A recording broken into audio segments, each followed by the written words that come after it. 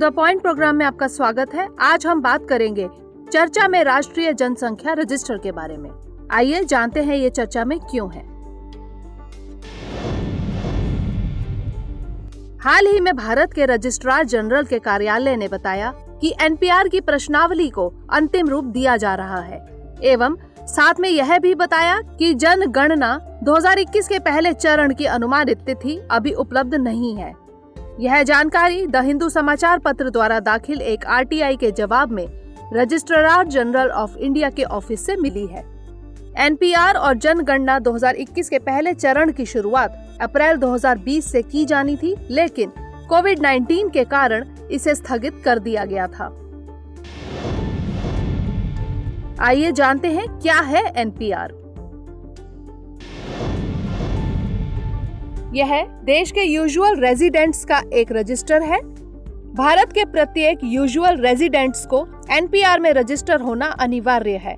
इसमें भारत के नागरिक और भारत में 6 महीने या उससे अधिक समय से रह रहे विदेशी नागरिक भी शामिल होते हैं। एनपीआर का मकसद देश के प्रत्येक यूजुअल रेजिडेंट का व्यापक आइडेंटिटी डाटाबेस तैयार करना है। पहला एनपीआर 2010 में तैयार किया गया था।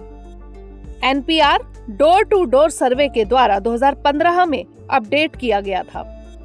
इस बार के एनपीआर में 21 सूचनाएं मांगी गई हैं, जिसमें माता एवं पिता के जन्म स्थान, Aadhaar card, PAN card, driving licence आदि नई सूचनाएं शामिल हैं।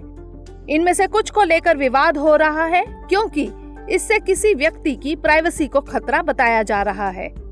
यह लोकल, गांव या वार्ड, सब डिस्ट्रिक्ट यानी कि तहसील या तालुका, जिला, राज्य एवं राष्ट्रीय स्तर पर तैयार किया जाता है। एनपीआर नागरिकता अधिनियम 1955 और citizenship registration of citizens and issue of national identity cards rules 2003 के तहत तैयार किया जाता है। आइए जानते हैं क्या है usual resident. Citizenship registration of citizen and issue of national identity cards rules 2003 के अनुसार किसी व्यक्ति को यूजुअल रेजिडेंट माना जाएगा जो किसी स्थानीय क्षेत्र में पिछले 6 महीने या उससे अधिक समय से रह रहा हो या जो उस क्षेत्र में अगले 6 महीने तक रहने का इरादा रखता हो। आइए जानते हैं जनगणना क्या है। यह देश की जनसंख्या की गणना है।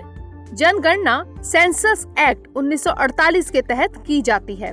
गृह मंत्रालय के तहत आने वाला registrar general of India national registration authority के रूप में कार्य करता है।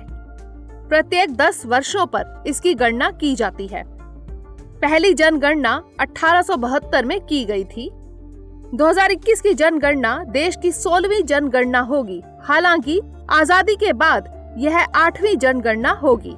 2021 की जनगणना में डेटा संग्रह करने के लिए पहली बार मोबाइल ऐप का प्रयोग किया जाएगा। अब बारी है आज के अभ्यास प्रश्न की। एनपीआर के संदर्भ में निम्नलिखित कथनों पर विचार कीजिए। पहला, इसमें भारत के नागरिक और भारत में 6 महीने या उससे अधिक समय से रह रहे विदेशी नागरिक भी शामिल होते हैं। दूसरा, 2010 में पहला एनपीआर तैयार किया गया था। उपर्युक्त में से कौन सा यहाँ से कथन सत्य है या फिर है?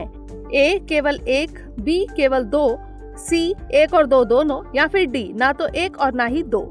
इसका उत्तर हमें कमेंट सेक्शन में जरूर भेजिएगा। अगले सेशन में किसी नए टॉपिक के साथ मिलेंगे। तब तक के लिए धन्यवाद।